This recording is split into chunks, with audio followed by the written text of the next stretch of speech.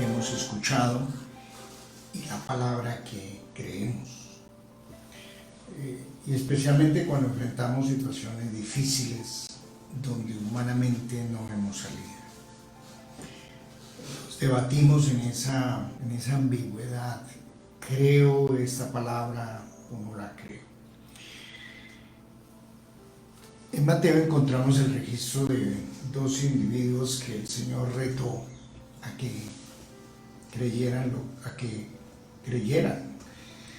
Y el Señor probó la fe de ellos. Y nos lee a muchos de nosotros que miramos esos textos y decimos: Señor, yo me siento ahí, me siento identificado con esta situación. En Mateo capítulo 9 encontramos el registro de estos dos ciegos y vemos la historia como se lee así. Llegando a la casa, vinieron a él los ciegos y Jesús le dijo: ¿creéis que puedo hacer esto? Pero perdón, les quiero leer del capítulo 9, versículo 27 en adelante. Pasando Jesús de allí, le siguieron dos ciegos, dando voces y diciendo: ten misericordia de nosotros, hijo de David. Y llegando a la casa, vinieron a él los ciegos, y Jesús le dijo: ¿creéis que puedo hacer esto? Ellos dijeron: sí, Señor. Entonces les tocó los ojos, diciendo: conforme a vuestra fe os sea hecho. Y los ojos de ellos fueron abiertos, y Jesús les encargó rigurosamente, diciendo: mirad que nadie lo sepa. Pero salidos ellos divulgaron la fama de él por toda aquella tierra. Este es el título o el tema que vamos a trabajar. ¿Creéis que puedo hacer esto? Eran dos ciegos que habían escuchado a Jesús, seguramente judíos lo habían escuchado y decidieron seguirlo, y gritando detrás de él clamaban, pidiendo por misericordia. Y ante este clamor el Señor no actúa directamente haciéndoles el milagro, sino que en este caso les retó a la fe.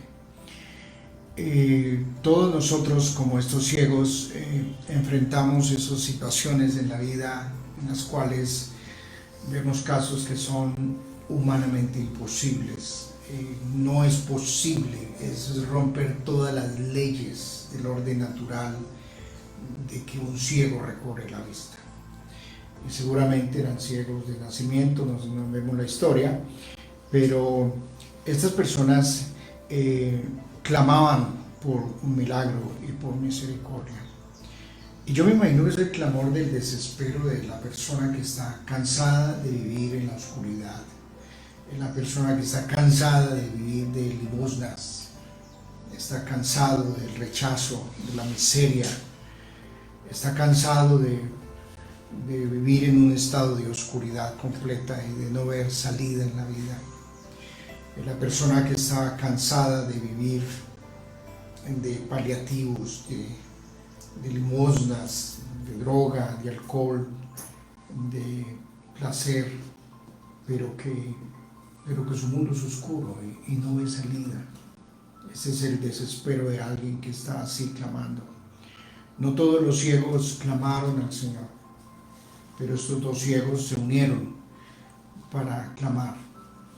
A veces dos ciegos se pueden unir, dos llevados, como se dice, para hablar de sus tragedias y lamentarse de la vida. Pero en este caso son dos ciegos que se unen en la misma condición. Son individuos que reconocen que los dos están llevados, que los dos están mal. A veces uno necesita también encontrar otro que le diga a uno: bienvenido al club, usted también es pecador como yo, usted también sufre como yo, usted está también en un estado de desespero, pero vamos a unirnos para clamar por un milagro, clamar para ver una salida de esta oscuridad y de esta depresión quizás en que estoy, de esta situación difícil de mi vida. Y yo pienso en tantas personas que que están viviendo así, en una oscuridad, no le ven salida a la vida, están hundidos, están deprimidos y algunos por eso están optando por el suicidio porque no le ven salida al otro lado del túnel.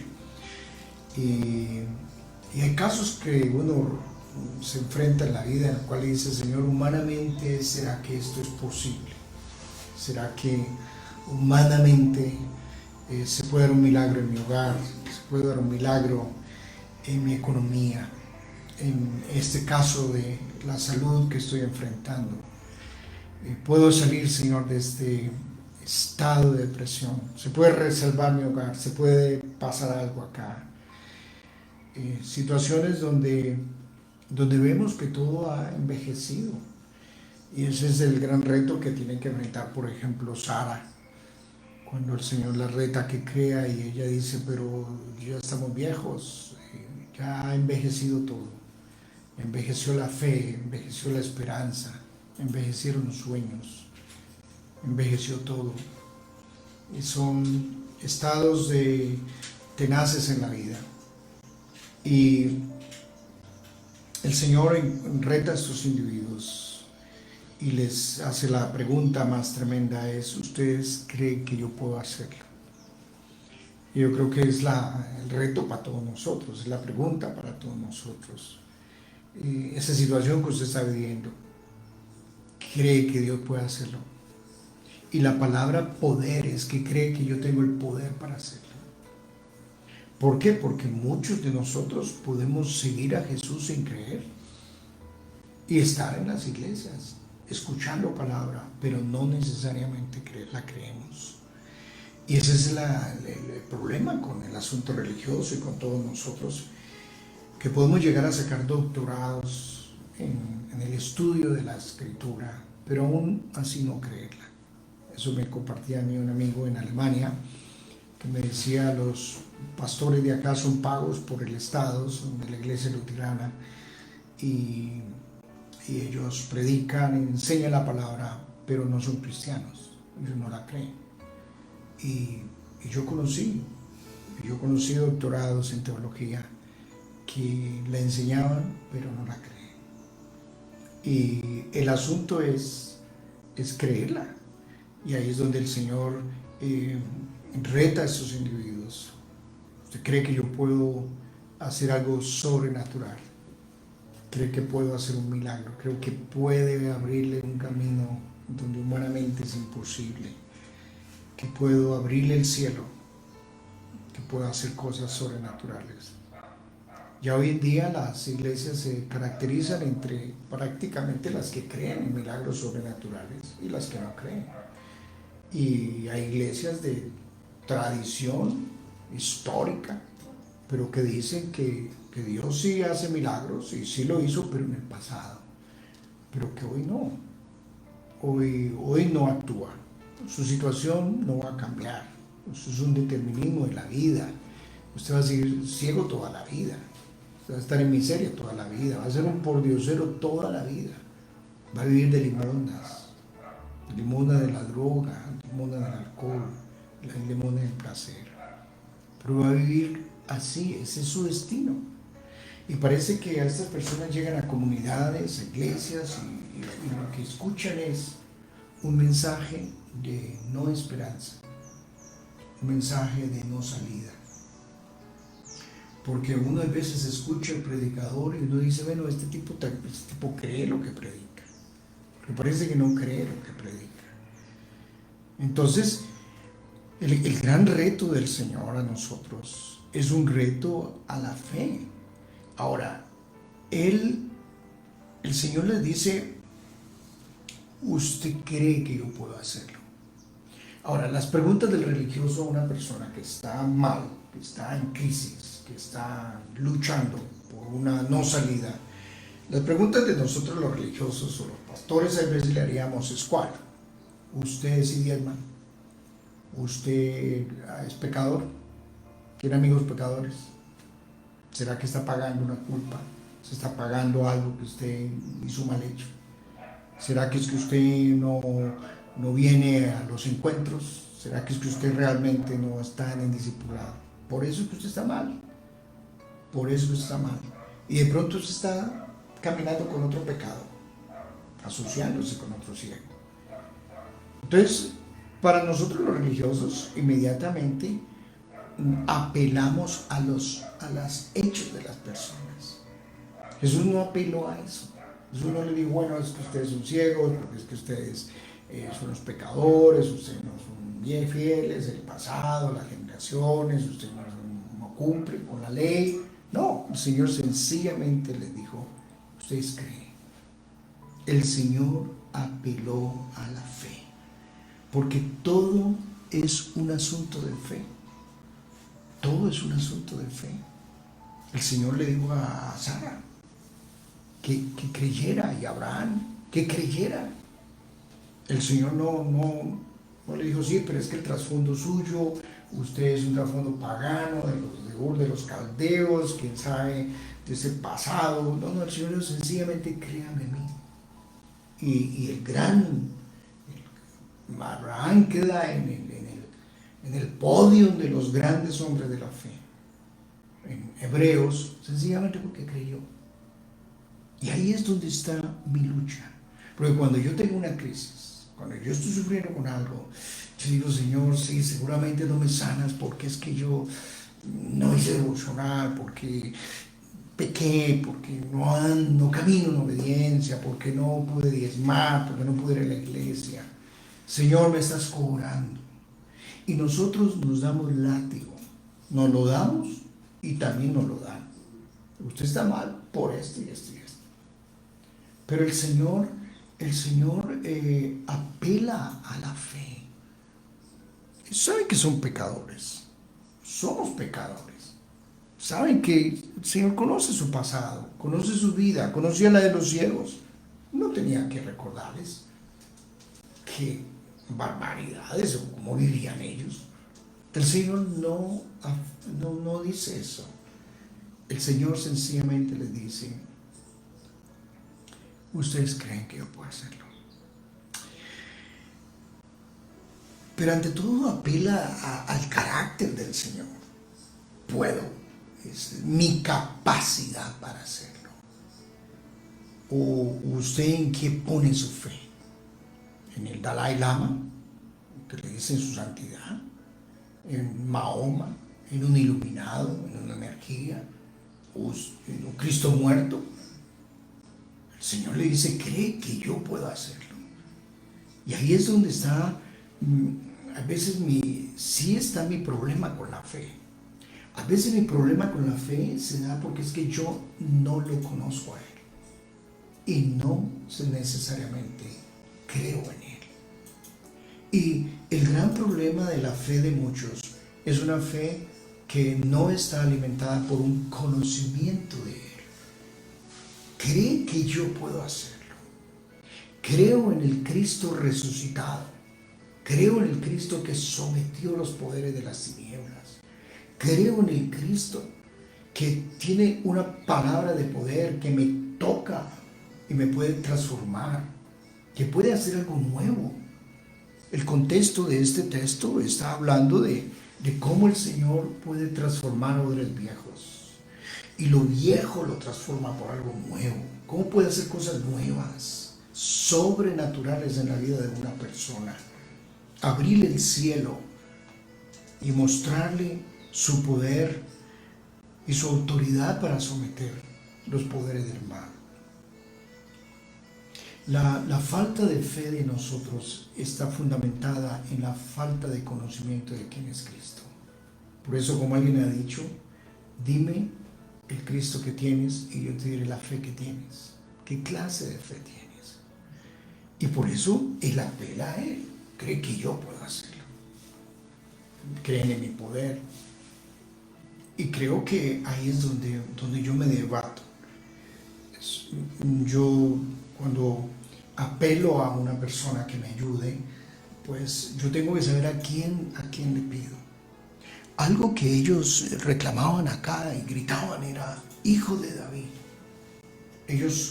El Mateo se centra en el Hijo de David, el encarnado, el que tiene genealogía. el Emanuel, el que se hizo como nosotros. Ese es el Hijo de David, el que conoce mis luchas, el que conoce mi oscuridad, mis enfermedades, mis laberintos, mis agonías en la vida. Ese es el Hijo de David. No es un extraterrestre, es el Dios Emanuel que se encarna y se mete en mis realidades y en mis mundos. Entonces, ellos en ese sentido, como judíos que son también y que lo que han escuchado, ellos dijeron, no, el Hijo de David puede hacerlo. Y por eso clamaron y le gritaron y lo siguieron. Ahora, la fe, el Señor la prueba. El Señor le dice, bueno, si ustedes creen que yo puedo hacer esto, ellos dicen, claro, Señor, nosotros creemos. Entonces el Señor dice, conforme a vuestra fe os sea hecho. O sea, pasen el examen, hágale pues. Si ustedes lo declararon, ahora caminen en fe y crean que conforme a lo que ustedes han creído, esto se va a hacer. Y esto me fascina, porque aquí el milagro no está determinado, una vez más, en mis hechos, en mis acciones, en mi cumplimiento de la ley. Está determinado en mi fe. Y por eso el Señor habla de modelos como Elías, que el milagro que operaba Dios a través de su vida no está determinado en lo que él era, porque él era un hombre frágil, pecador, sujeto a pasiones como nosotros, pero la fe puesta en el que lo podía hacer. Entonces, pero esto nos lleva a nosotros a caminar en fe. A Pedro le dice, bueno, ¿usted cree que yo puedo hacerlo y no lo dejo hundir? Pues entonces de paso de fe. Y muchos de nosotros nos toca seguir caminando detrás de Jesús, como estos ciegos, clamando en fe hasta que el milagro sea hecho. El que clama, cree y no deja de clamar. Y me fascina que ellos clamaron detrás de Jesús hasta llegar a casa. Cuando llegaron a casa, ahí lo encontraron a él. Y uno clama hasta llegar a descansar en su presencia, a descansar en su lugar donde Él está y donde yo puedo entregar las cargas. Y digo, Señor, aquí está mi lucha, aquí está mi crisis. Pero también quiero aprender a descansar y confiar en el tiempo tuyo, en tu soberanía. Confiar de que este clamor no es en vano. Quiero llegar a casa y descansar con la seguridad de que mis oraciones han sido escuchadas y respondidas. Y que como a Daniel, el Señor le dijo, mira, tomó un tiempo, pero yo lo escuché desde el primer día que usted clamó. Y muchos de nosotros nos toca es seguir caminando por fe, sin verlo, sin todavía ver el milagro. Porque esos eran los ciegos, caminaban, clamaban, gritaban, sin verlo, esperando en ese milagro. Pienso que la persona que dejó de clamar es porque claudicó la fe. Es la persona que dijo, no vale la pena, porque no veo el milagro. Y es eso. Pero yo clamo hasta que logro descansar también, llegando a casa. Y esa es la ruta nuestra en el caminar con la fe. Señor, voy a descansar en tu poder, en tu soberanía, en que aunque no lo vea, ya lo tengo, porque creo en tu poder, creo en el poder de la resurrección, creo en que tú te levantaste en victoria y sometiste los poderes de las tinieblas, y que para él que le cree todo es posible. Porque la pregunta que el Señor le hace a Abraham precisamente es esa, o a Sara también se la hace, que para Dios hay algo imposible. Y ahí está la esencia de nuestro caminar con Dios. Es, Señor, voy a clamar hasta que vea, hasta que descanse mi alma y obtenga ese milagro que tú me has prometido. Ahora, una vez más, ¿cómo sé que tengo fe? Bueno, una fe de una persona se prueba en el clamor, y es un clamor por misericordia, no basado otra vez en sus obras de justicia, no porque lo merezca, no porque soy mejor que otros, no porque soy más espiritual, porque Señor mira mis credenciales. No, nos acercamos a Él basados no en nuestras justicias, sino en su misericordia. Y tengo clara mi teología y mi doctrina. Es una fe fundamentada en el carácter de Cristo, en la obra de Cristo y no en mis obras. Porque por fe es que somos salvos, no por obras, sino por su misericordia.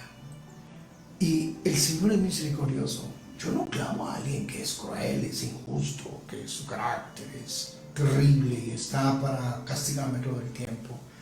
Yo todos los días me le tiro a su misericordia. Señor, soy pecador, soy frágil, fallo todo el tiempo, Señor. No me puedo presentar delante de ti con ningún regalo que te pueda convencer. Todo lo hiciste en la cruz por mí. Por tanto, Señor, tenga misericordia de nosotros. Y esto es, yo sé que tengo fe porque sigo sin verlo, sigo hasta descansar en su presencia, porque creo en su poder sobrenatural para hacer cosas humanamente imposibles. Y me fascina cómo el Señor les tocó los ojos y les abrió los ojos. No hay regalo más grande que uno pueda adquirir en la vida, en el peregrinaje con Dios, es que Él le abre los ojos a uno. Pablo tenía que quedar ciego para darse cuenta cuán ciego estaba, para poder definitivamente volver a ver. Y cuando estás frente a Él, cuando lo conoces, cuando estás en casa con Él, uno dice, ¿qué más pido en la vida? Uno descubre que todas aquellas cosas que estaba pidiendo y desesperado en la vida pasaron a un segundo lugar. Estaba desesperado por un trabajo, desesperado por un novio o novia, por una situación económica. Estar en casa con Él y verlo, ahí está la plenitud de la vida. Ahí está la satisfacción de la vida en todo. Cuando el cielo se abre, cuando los ojos del entendimiento se abren, cuando salgo de la oscuridad, cuando me muevo en el mundo de lo sobrenatural, cuando ya me apasiono por cosas mucho más grandes que las que me apasionaban en la vida. Cuando Pablo lo vio, dijo, todo lo que yo veía aquí en la tierra pasó a ser basura. Por verlo, por contemplarlo, por conocerlo. En casa con Él se terminan las búsquedas, los desesperos, las ansiedades de la vida, luchas, las crisis de fe, tantas cosas se terminan porque en su presencia hay plenitud de gozo. No hay regalo más grande que el Señor podría darme en mi vida, es que me abra los ojos del entendimiento. Esa es la oración de Pablo. Oro para que se les abran los ojos del entendimiento. Pablo no está orando porque se le cayó el pelo, porque no tiene ropa, porque no tiene trabajo. Esas cosas vienen por añadidura. Pablo ora por cosas mucho mayores, mucho más grandes, porque hay tantas personas que logran el milagro, pero nunca lo vieron. Lograron el toque, el milagro que esperaban, pero nunca lo vieron. Y cuando estos individuos lo ven, me fascina que, pero salidos ellos divulgaron la fama de Él, no divulgaron el milagro, divulgaron la fama de Él. Estos son los apasionados que dan a conocer a Cristo y gritan por toda parte y no paran de hablar de Cristo. No hablan de sus hechos, no hablan de sus megaproyectos, iglesias y lo que ellos son y cómo Dios los usa en sus milagros y cómo ellos son tan poderosos. No, esos promocionan el nombre del Señor, ya no promocionan el nombre de ellos. Ellos se vuelven promotores de la gloria del Señor. Y esa es la fama sana. Fama no sana es aquella que está promocionando mi propio nombre, mi propia institución, mis propios logros y milagros. Y es la fama de Él, el que me abrió los ojos, el que me tocó, el que me sacó de la oscuridad, el que me hizo un milagro sobrenatural, el que me abrió el cielo, el que me llevó a vivir la vida bajo otras dimensiones, el que me dio luz al otro lado del túnel. Ellos, definitivamente, su mayor regalo fue haberlo conocido a Él. Esa es la palabra que el Señor ha puesto en mi corazón y ese es el reto que todos tenemos ante cualquier situación de la vida. ¿Quién es Cristo para usted? ¿Qué puede hacer Él por ti?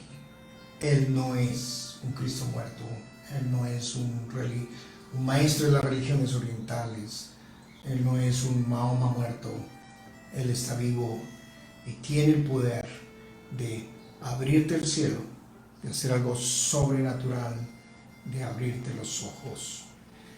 Que Dios te bendiga y te ayude a seguir clamando hasta que descanses en su casa y confíe en su poder y en su soberanía, que en el tiempo de Dios Él lo hará. Padre, te pido bendición para todos los que han escuchado esta palabra, Señor. Te pido, Señor, por que abra los ojos del entendimiento, que nos apasione por ti, que podamos encontrar a otros para clamar y que no dejemos de clamar hasta que nos abras el cielo, hasta que nos hagas ese milagro que tanto anhelamos y esperamos. Te lo pido, Señor, en el nombre de Jesús. Amén.